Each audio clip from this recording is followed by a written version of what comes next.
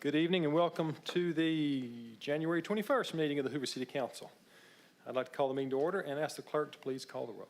Council President Lyda. Here. Council Pro Tem Posey. Councilmember Sweeney. Here. Councilmember Driver. Here. Councilmember Murphy. Present. Councilmember Middlebrooks. Here. Councilmember McClinton. With a quorum present, we will proceed. If everyone would please rise for the invocation and remain standing for the pledge.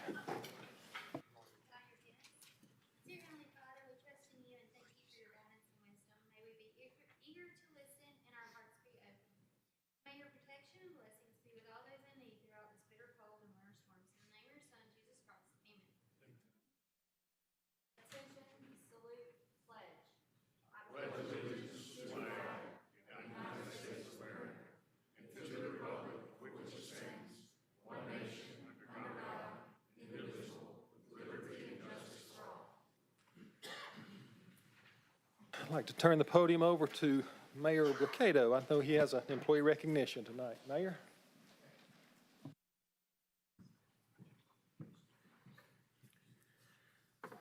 Good evening, and thank you for this opportunity to recognize one of our great employees, a police officer. You know, you always hear about the proverbial person that started in the mail room, so to speak, and worked their way up. We have a lot of those stories in the city, and I think this is really one of them when you think about it. Captain, come on down if you would. Captain Keith Czeskleba started his career in law enforcement with the Montevallo Police Department as a dispatcher. What a great place. That's where it kind of all starts. And he accepted a full-time position. He started there in '99 and then accepted a full-time position with the department our department in 2002 as a corrections officer. So worked in our jail, and then in 2005 he was hired as a patrol officer with the Hoover Police Department, and he was promoted to sergeant in investigations in 2011. And then later he was promoted to lieutenant over investigations, crimes against person, crimes against property, and financial crimes in June of 2016. And then you've seen him probably a lot over the years on TV, and has worked in a position of our public information officer for quite some time. And in 2021 is promoted to captain over the Operations Bureau. Just a fine guy. The disposition that you see right now, his demeanor, is just, that's him all the time, no matter what. The roof could be falling in, the sky's falling, everything else in the world, but he's just Mr. Steady, and I think Chief would agree with me 100% on that. We just appreciate all that you've done for our city. I think, again, it's like starting, you start out at the bottom, you've moved up into a great position of responsibility in our city, and we're grateful for you and hope that you give us many, many more years as a 20-year employee. Thank you so much.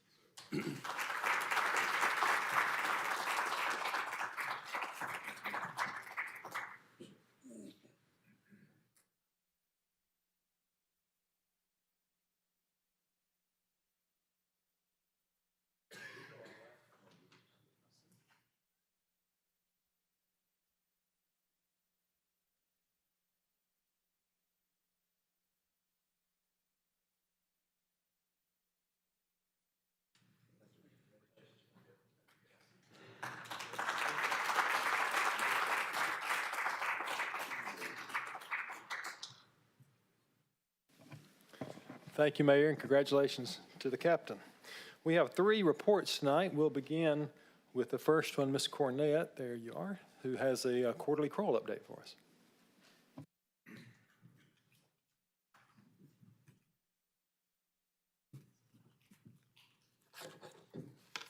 This it?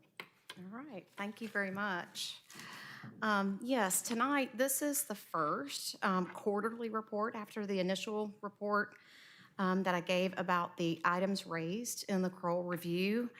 As you might remember, many of the issues that were raised in the Kroll report were issues that we knew about, and issues that actually prompted us to get a report done by Kroll. And so as of the last report, there was substantial work that had been done on some of the items. And so as of last report, there were a handful of items that were noted as closed, having been already addressed. So tonight's report is only addressing the items that remain open after last time's report.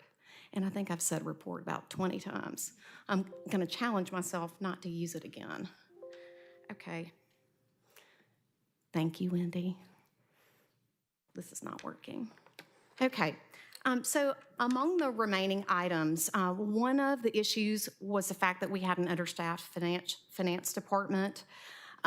You probably remember we retained some institutional knowledge by bringing back some veterans that had worked in the finance department initially, and then with the help of counsel and support of counsel, we were able to get a provisional employee hired, which was Melissa Woods, who brings a wealth of historical knowledge of, she was the previous General Ledger Division Director. And so she has been helping train and onboard the two new managers that council also supported. So the payroll manager and general ledger manager positions were created, approved, and have been hired. Both of those individuals were put in place at the beginning of December. Brad Nestor joined us as general ledger manager, and he brought to the city a wealth of accounting experience. I think he had more than 25 years of experience and 14 years as a comptroller of a utility in Mississippi. And then we were fortunate enough to get one of our own from the Human Resources Department, Amber Salter, who has a wealth of institutional knowledge about the city, as well as 8 years of experience running payroll from start to finish with another municipality to fill that payroll manager role. So both of those new managers are in the process of onboarding, and we're trying to work to ensure there's a clean handoff of responsibilities to get them squarely on solid footing as they begin their leadership roles. But really excited about what I'm seeing from those two ministers or two managers after just a month's worth of work. We have two positions that are active openings, the revenue auditor and the accounts payable specialist, both of which council supported, and I thank you for that. We are beginning the interview selection process for those positions and plan to hire another accountant by March. And the one last request that I'll come back and make at mid-year is for that financial analyst position that was requested at the end of, at the beginning of the budget year. So we think and would like to be able to consider our finance department fully staffed by the end of this quarter. The next item had to do with lack of experience and training in the general ledger and payroll divisions. Again, we started with those experienced individuals on board to help lead those onboarding and training efforts. We filled those leadership positions with people who have a wealth of experience. We've completed performance appraisals and for each employee in those divisions, and part of that that process involved developing customized and personalized training and development plans for each of those employees. So I'm really proud and excited to talk about that because I think each of the team members in those areas has a clear path on what to work on and how we're going to help them build those skills out for the future. Today, we began installing the new office areas in the open office concept area for the payroll team. Do not go down to the second floor. It is a huge mess with boxes everywhere, but it is exciting to start to see that space get developed so that we can start moving into those areas, move people into those areas and filling these other positions. So with that, find that item to be closed and no need of further attention. Of course, we will continue to have a priority placed on continuous training and improvement for everybody. Next, lack of training skills and communication. So there's a lot of connection between these first three items that Kroll pointed out. Again, the seasoned veterans, we've got the performance evaluations done with the comprehensive training plans. Each of the positions in these divisions is currently working on process narratives that really just document each thing that is done, each step that is taken to complete the processes for each of those employees. We feel like that's going to aid with the cross-training efforts as we get to that, but it's also going to help us develop more well-rounded and full policies, written policies. We've instituted biweekly leadership team meetings, so I meet with the 4 division leaders, and then also within each division, so payroll, general ledger, revenue, they are meeting individually as teams to kind of talk about issues that are emerging. So I feel like we have established a good pattern of communication across those divisions, and we're working together as a team to make sure that that things aren't slipping through the cracks. So we consider that item to be closed as well. The formal policies and procedures, again, this is something that is in process. We began the revision work on the purchasing-related policies that included the travel policy, the purchasing policy, and the P cards, travel P cards, and standard P cards that we're thinking about doing. Again, those process narratives we think are going to help us really develop robust policy documents, and we plan to return our attention to completing those drafts of policies for your review once we get those process narratives written and we get our prep work done for audit field work, which is supposed to happen here in the next few weeks. So plan to have those final draft policies available to you by the end of March 2025. Last but not least, the Munis accounting and software implementation. I think we all know that we had some legacy issues that trace back to the setup and initial architecture of the system. At the beginning of January, we brought in a Munis PACE trainer who spent a few days with our general ledger and accounts payable team to really gain a deeper understanding of the functions and processes so that we can have a clearer interpretation of the data and the reports that we can get out of the system. We walked away from that training with better assurance that our general ledger structure is sound, so that's good. We do have an investment assessment that is scheduled for the payroll module at the end of this month. This is something where Munis comes in, talks to the people who are using the system, and gives us kind of some feedback on the rate or degree to which we're actually using the software to its fullest extent. This was something that we wanted to do in advance of determining how we're going to address the issues that we've had with the payroll system, because it's really the deduction codes and the pay code piece of Munis that has given us problems with processing payroll. That's required a lot of the manual adjustments and changes. So that investment assessment we feel like is really going to help us inform the next steps of what to do. But in the meantime, the fact that we have another full-time person devoted to the payroll processing team so that we can do some cross-training and so that then the team can be more proactive with problem-solving efforts is a huge win. Our new payroll manager has extensive knowledge of the pay codes and deduction codes because she helped set them up for the city. And so she is going back and reviewing those and evaluating the efficacy of each of those and trying to determine a better way to kind of get those set up to help us not have so many problems. We do plan to evaluate our options after the investment assessment for the human resources module.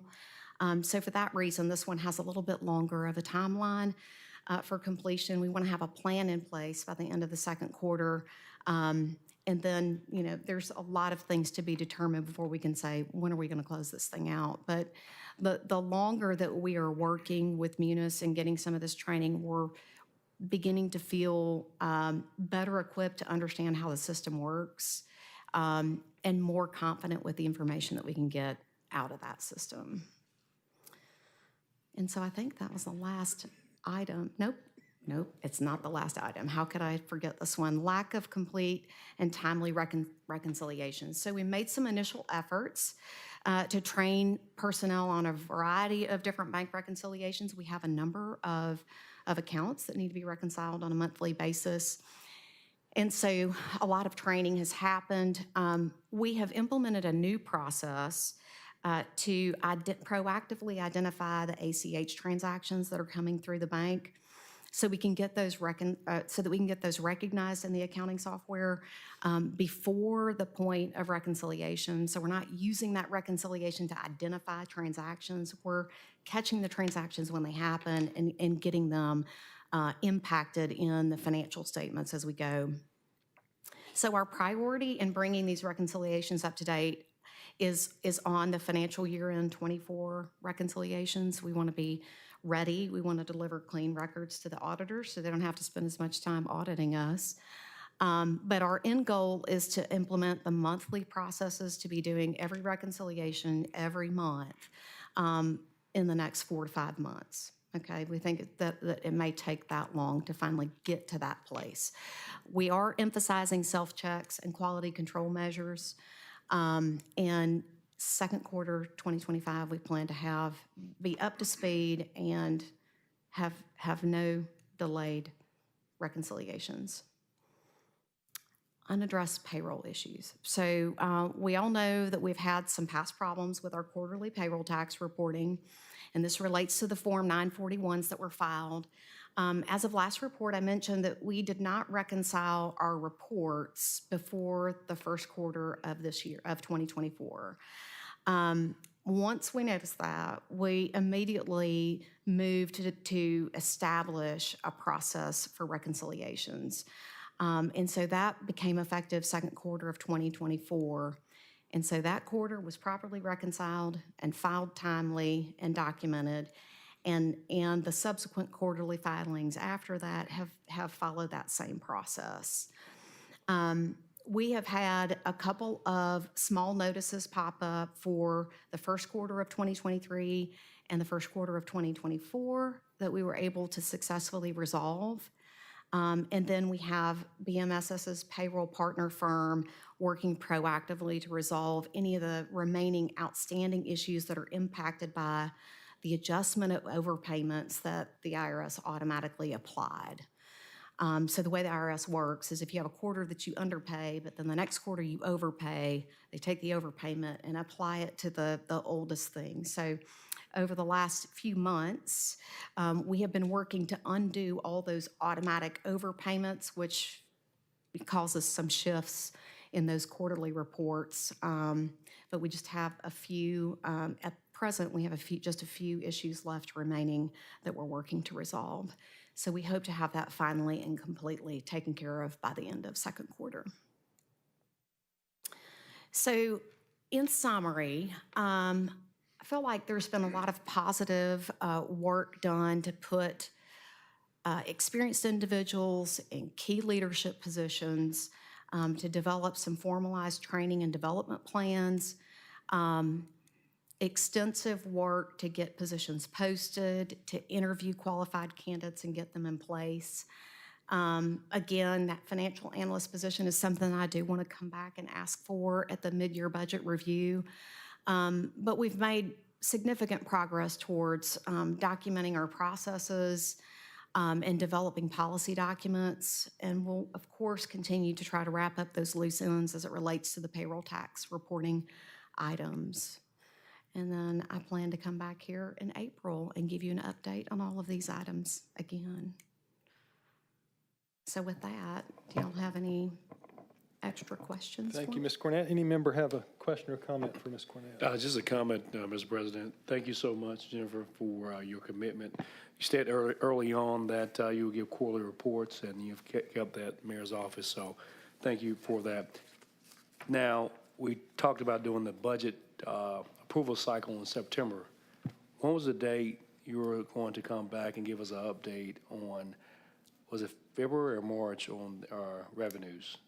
On revenues? Yeah, because at that point, it was scheduled to be some discussion of Yes. bringing back some of the items we removed back move out of the budget, like police and things of that nature? What Yes, month was that? I remember we were wanting the holiday season revenues to come in completely, and so we talked about February or March to come back, because then we'd have a better idea of where we were shaping up for the fiscal year for '25 to make those requests. So, Would you say that the first meeting in March would probably be a better outlook? good, yeah. Okay. Like, we would have complete information. We would have January information by then.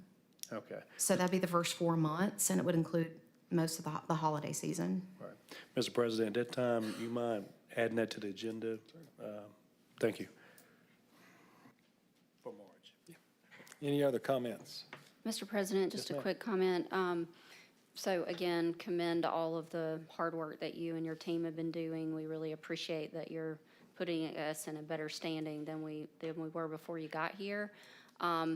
With all of the changes that you're implementing, I wonder, do you have a plan for a self-assessment or some sort of a check-in at some point to make sure that the corrective actions that you've put in place have been effective in addressing the problems?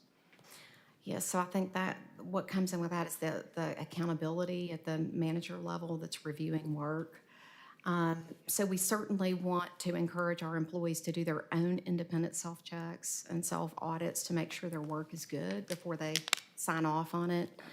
But really, that second check is at the manager level who's going back and reviewing those items. And so we are being very vigilant, because we know where our weak areas are. We're being very vigilant at making sure that we're establishing processes that are good.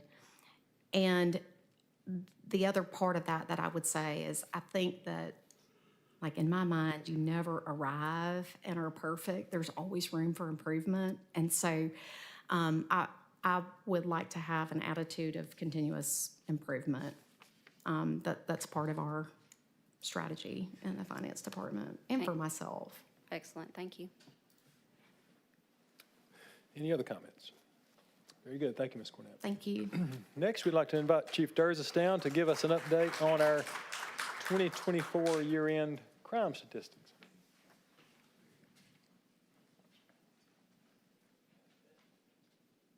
Mayor, Council, good evening. Before I proceed with the crime stats, I'd like to call my team down if I could. Executive Officer Fountain, Assistant Chief McDuffie is not here today because of the weather. Captains Chuck McDonald, Captain Scott McDonald, Captain Czeskleba. As I told you in the 25 budget presentation, these officers have the passion to do the job like I do. They carried the ball from me to every member of the Hoover Police Department daily. You will see by the information you're about to receive that we scored a lot of touchdowns last year. And these five, if McDuffie's here, there would be five guys standing behind me, but they've got approximately 140 years of experience. It's certainly a team effort, and our team consists of every member of the Hoover Police Department, regardless if you're sworn or civilian. Part of our team is certainly the mayor, council, and every citizen that resides in our city. And we can't do the job without you guys giving us, obviously, some budget stuff that we obviously have to have.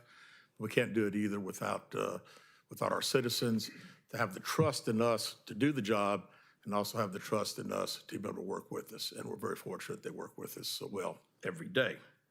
So again, our 2024 summary, which I hope that you'll be as impressed as I am.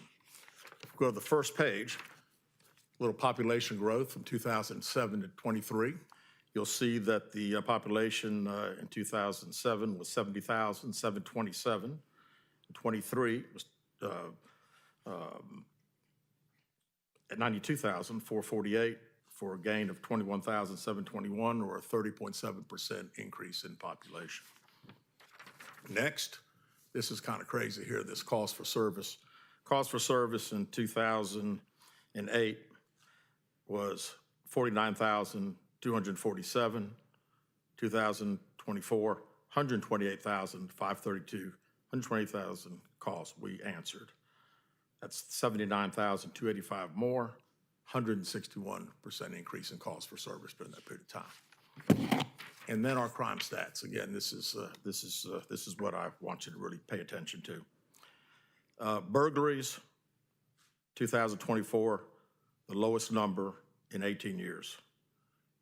Car break-ins, the lowest number, 18 years. Theft of vehicles, the lowest number, 18 years.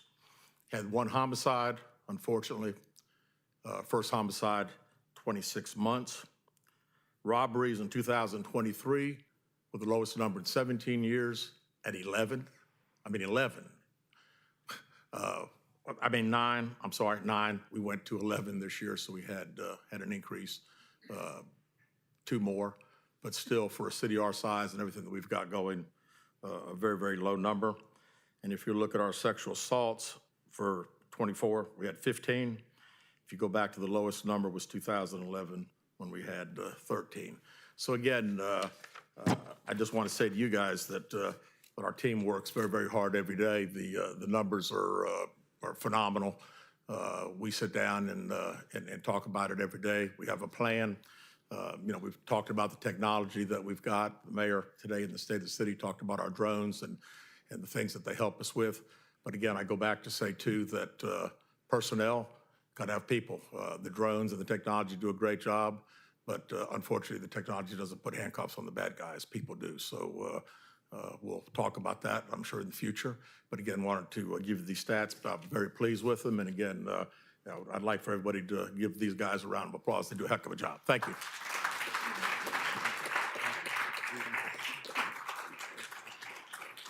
Thank you, Chief and gentlemen. Wonderful job. Hang on. Yes, sir. Chief, I got a question for you, sir, if you don't mind. On your car burglary, Burglars? Car break-ins? car break-ins, is that 70? Is that a 70 number? My point is. The burglaries were 70. Burglaries. Yeah, 70. Okay, so out of the car break-ins, if individuals would lock their door, what would be the numbers you think? Oh, they'd be ridiculously low. I mean, we lose guns every week in the city. We don't lose car phones because people will not put a car phone in their car and leave the door unlocked. But they'll leave the car unlocked and leave a handgun inside the glove compartment, which we'll lose every week. So My point is, these numbers will be even lower if that was the case. no question. Yeah, and last thing I'll say, everyone, so I say this every time, we have 2 main interstates that run through our city, right? 459 and also 65. And last time I looked at the numbers, the amount of traffic on Highway 31 and 150 on a daily basis is around about 40 to 50,000 cars. So look at that math. Many of the folks are not here. So when a crime occurs, the reason why we do so well is because of the mayor's office, chief, we have the right detectives and the right folks to be able to get warrants. You know, some cities are facing unsolved warrant cases today. And one thing about a criminal, because that's their job, they go to areas that they can get away with things. When I rode beats with a police officer, basically the guy stated that I knew we shouldn't have came to Hoover. I pray they don't go to other cities and commit crimes, but people make a effort to check the city limit sign before they make dumb decisions. So I do want to say thank y'all for all the hard work y'all do. I know it takes a lot of time, it takes a lot of manpower and woman power, but also take commitment and folks that really want to solve cases, things of that nature. So thank you so much, Chief. Like I say, nobody does it like we do. Thank you. Thank you, Councilor Murphy. Thank you to Chief Bentley for turning down the fire in here. It's definitely, it's working. We appreciate you. Put out the fire. Whew, thank you. We'll now have an update on SFM, year-end update from Mr. Shannon Ely. Shannon?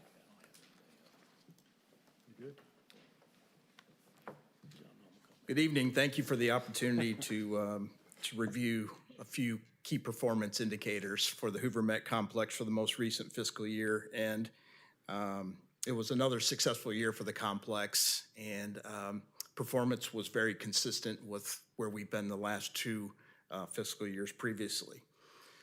So total visitors, we had our highest total visitors in 2023 with almost 713,000 visitors. This past year, we still exceeded 712,000. If you'll see there, we came in within 1,000 visitors of where we did this time last year. So very, very pleased with our overall attendance. Community usage was up by about 3,000, totaling 74,000. As you can see here, the Explore Playground and Splash Pad and the walking track continue to be our most popular items. And then pickleball, tennis, and our climbing center all have fairly consistent participation numbers throughout the year. When it comes to local participation, you know, the type of rentals and usage that does not generate the economic impact, we had 181,000. That's down about 20,000 from last year.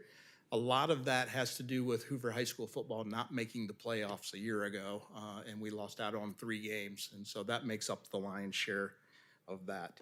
So if you take this local participation usage number and add it to the community number, that's about 250,000 people, which represents just under 40% of the total usage of the Hoover Met Complex. And I know the council and the mayor and everybody's very sensitive to making sure that the community has access to this facility. So, and then as it relates to our events and tournaments, which does generate the economic impact for the community, we had 456,000 participants. That's up about 19,000 people. 10,000 of that was due to the SEC baseball tournament. The other 9,000 were different events that we were able to bring in, like a college recruitment fair, the Alabama Merchants Association, and the Bulls at the Ballpark that we had at the stadium. So, all right. Then also, I know this is also important as well, just kind of assigning an in-kind value to what we give to the community. So this number increased by over 100,000 from last year, total of 679,000. The main difference was, if you guys will recall, Hoover Department of Parks and Rec, we increased the programming for the basketball. And so we offered them 10 courts almost every weeknight for about 3 months. And so that was really helped out the Parks and Rec Department, not having to rent out other facilities in the community. And so that was a kind of a win-win for everybody. Next is the economic impact. We had an economic impact from the Hoover Met Complex about $91.3 million, which is up 907,000 from the previous year, which is attributable to that extra 20,000 that we did have for the SEC baseball tournament and our other events and tournaments. You know, it's amazing to me, but the Hoover Met Complex was responsible for generating more than 92,000 room nights.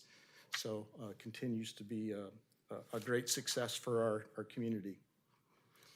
Getting into some of the financials real quick, this is just our budget versus our actual revenue increased over budget 440,000. Our cost of goods also increased, which there's a correlation between revenue and cost of goods because we are fulfillment with cleaning and security and EMS and part-time staff and all those types of things. Overhead expenses came under budget by 130,000.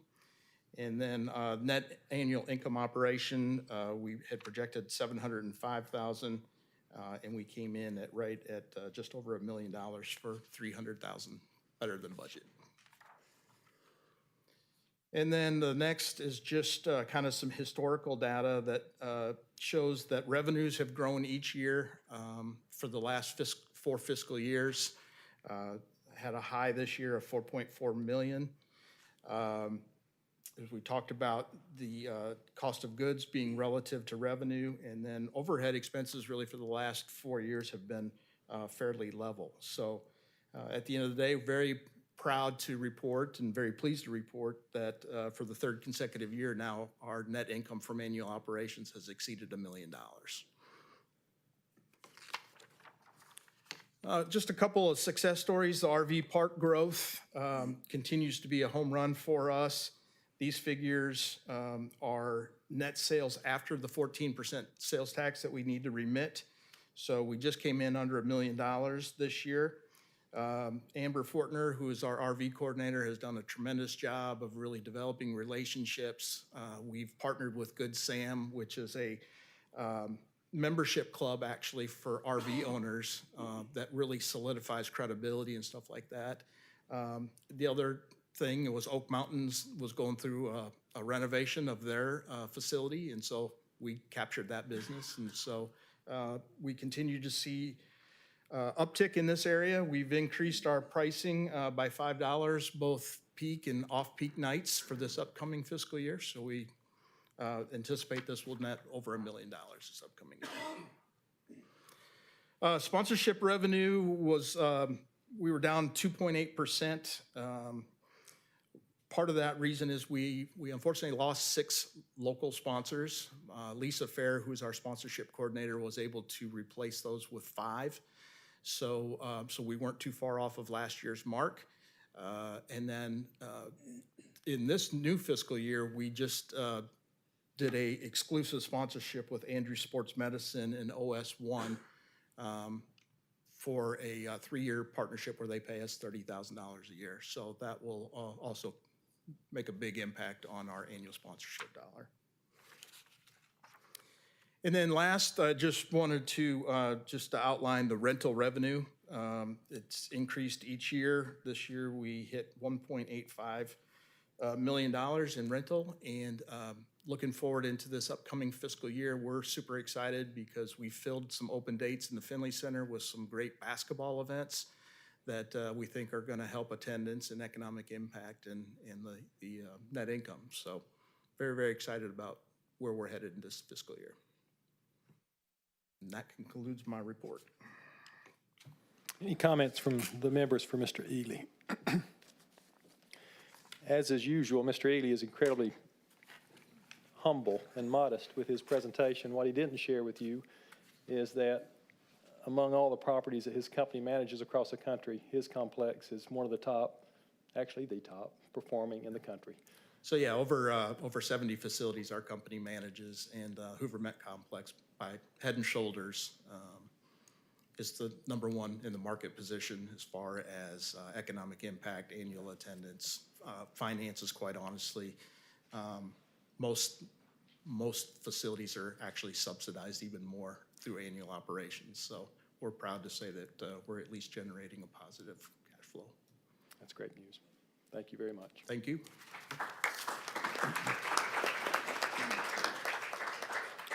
We'll now move to our regular agenda. As everyone may know, we did not have a work session on Thursday of last week. Therefore, we will ask the department heads responsible for these items to come and share just a brief synopsis of the item that's before the body. We'll begin with item number 1, the payment of bills. Entertain a motion to pay our bills.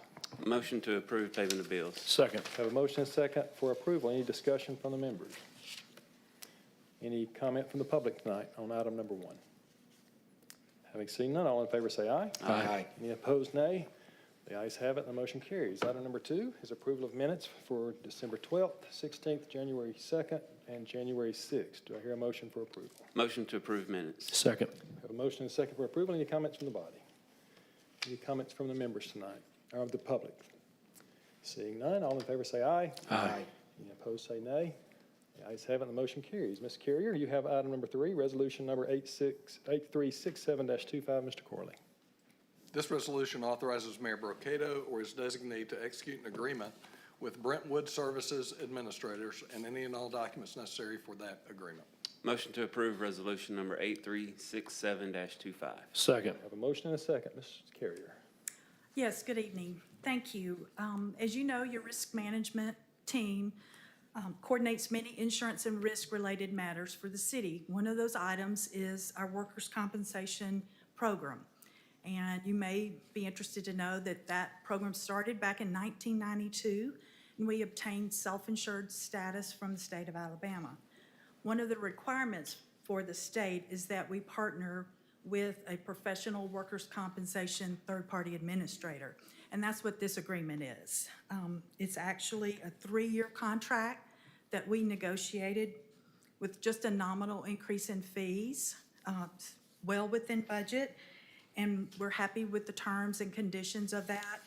You also might be interested to know that Brentwood, some of their other clients include Auburn University, the City of Auburn, the City of Dothan, UAB, Children's Health Systems, Blue Cross and Blue Shield of Alabama, and Alabama Power Company.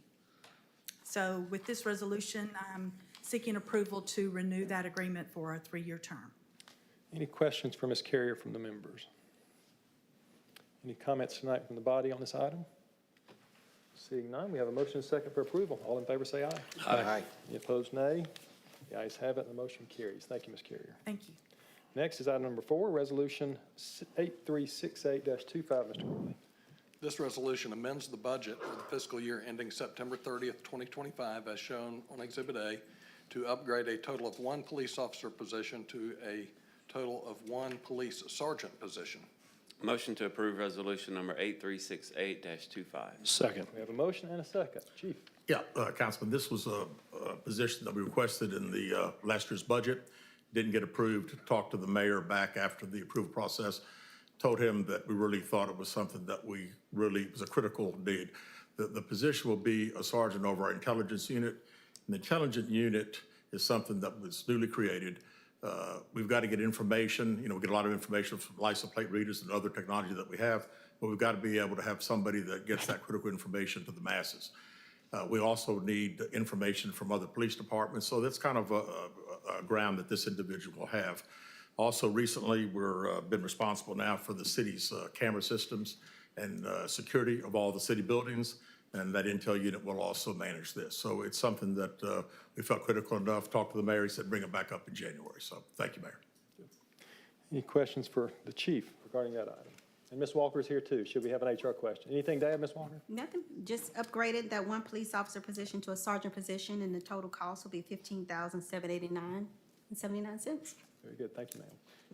Any questions from the body? Any comments from the public? Seeing none, we have a motion and second for approval. All in favor say aye. Aye. Any opposed, nay. Ayes have it, the motion carries. Thank you. We'll now have 2 first readings. Mr. Martin brings forth 2 items to us, beginning with item number 5, resolution number 8365-25, Mr. Corley. This resolution grants conditional use approval with conditions shown in the exhibit to change the current classification of daycare home to group care home for the property located at 3599 Deerfield Drive, Hoover, Alabama, and a public hearing is scheduled for February 3rd, 2025. Yes, Mr. President, the Planning Commission heard this case at their December meeting, and upon reviewing staff's recommendations and the application, the Planning Commission recommends to this body approval of this conditional use to upgrade an existing home daycare home to a home group care home at the subject address with the following conditions. 1, that all of the upgrades outlined in the application be successfully completed and inspected prior to the increase in the number of students being allowed to occupy the building. And secondly, that no pickup or drop-off service would be provided on Atkins Trim Boulevard. I will note that this upgrade also requires an additional adult supervisor on the site, which the applicant has committed to doing. Very good. Thank you, Mr. Martin. That will be up for a second reading at our next meeting. Item 6 is first reading for ordinance number 25-2664. Mr. Corley.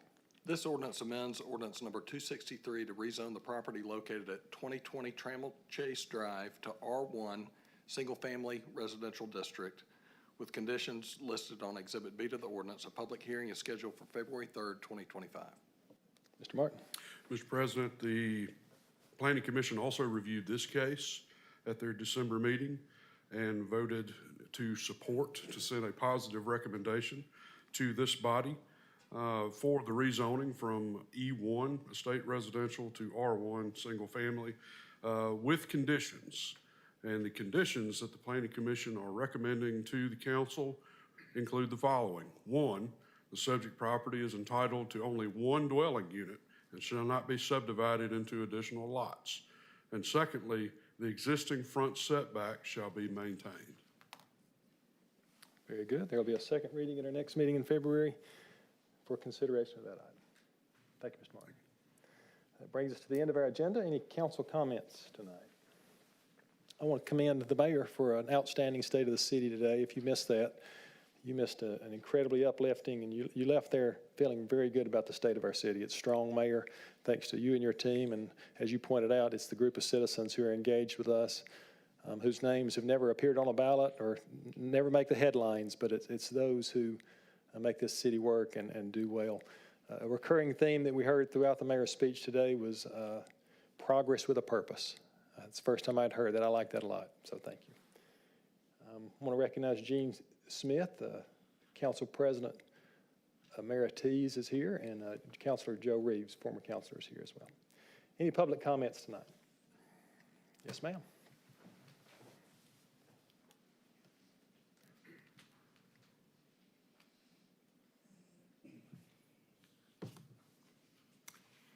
KT Thomas, Scout Creek.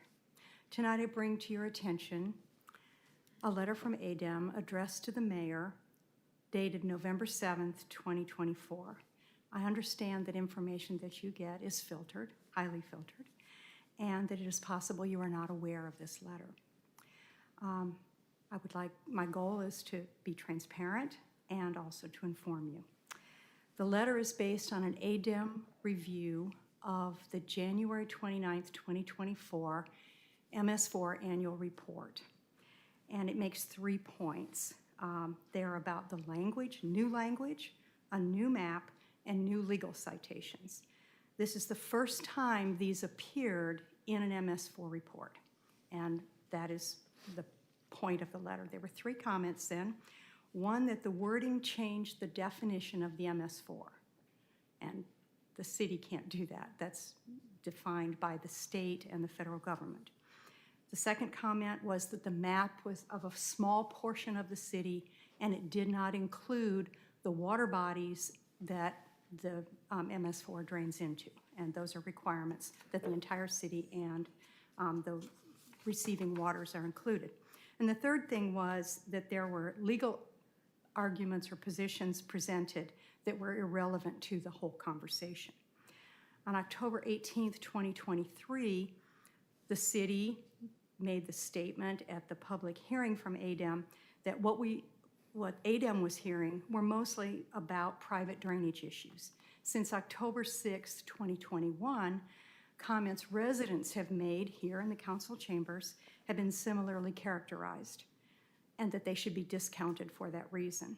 However, the ADEM letter suggests otherwise. The letter points out a blatant attempt by the city to redefine and reduce its stormwater responsibility, and this is disturbing. Section 15.3 of Hoover Code describes the stormwater management program, and that states that residents pay this fee for their health, safety, and welfare, and, I'll quote, to promote effective compliance with federal and state laws, rules, regulations, and permits. The added language in the MS4 report is a clear conflict with that stated purpose of the stormwater fee. Clearly, the city is not following those rules and regulations, and it could be said that they have no intention to do so. Yet they take our money. We're supposed to trust the people who work in the city and make these decisions, but now we must question everything. How can residents protect themselves from the city? We come to the council with issues, and we count on you to do what's right. We count on you to represent us. Thank you, Ms. Thomas. Thank you very much. Anyone else like to speak tonight?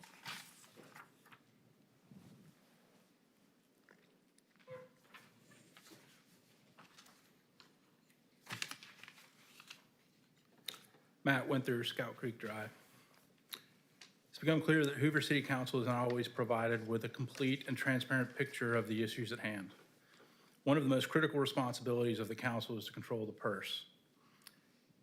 To do this effectively, the council needs a clear picture of finances, including expenditures. Mayors of other cities received essentially the same letter that was just referenced. Same letter as Hoover. Mayors of other cities received essentially the same letter as the mayor of Hoover about the same changes made to the MS4. Let me repeat that. 4 Alabama cities, that's Hoover, Mobile, Montgomery, and Prattville, changed their MS4 reports in the same way in the same year, attempting to reduce their responsibility to stormwater management. The mayors of each city were sent essentially nearly identical letters from ADEM requesting those changes be removed. A few things are problematic with this attempt to revision of responsibility. First, it appears that Hoover is involved in a coordinated attempt to undermine the city's physical responsibility, health, safety, and welfare for the citizens of the city and statewide. Is Hoover a leader or a follower in this effort? Second, Hoover is coordinating with other cities to reduce responsibilities, but the reports indicate that there is no agreement with other municipalities, such as Vestavia, to reduce negative impacts of stormwater. Third, it seems that the Hoover attorney and possibly the city engineer make determinations regarding stormwater claims, requests, and calls. Are they serving the interests of the citizens of Hoover? They have well-documented agenda of reducing responsibility for stormwater. The Hoover city engineer signs the MS4 report under penalty. It is unclear what role the city attorney had in this report. Some of the report changes were similar to the changes requested by the city attorney in correspondence with ADEM, which were denied. We know that the mayor has been informed of these issues as well as many others via letters from ADEM. Is the council aware of this? Regarding fiscal responsibility, this is kicking the can down the road and choosing attorney's fees over maintaining stormwater infrastructure. We must question everything. Thank you, Mr. Winthrop. Anyone else have a comment tonight? Very good. Thank you for your attendance. We're adjourned.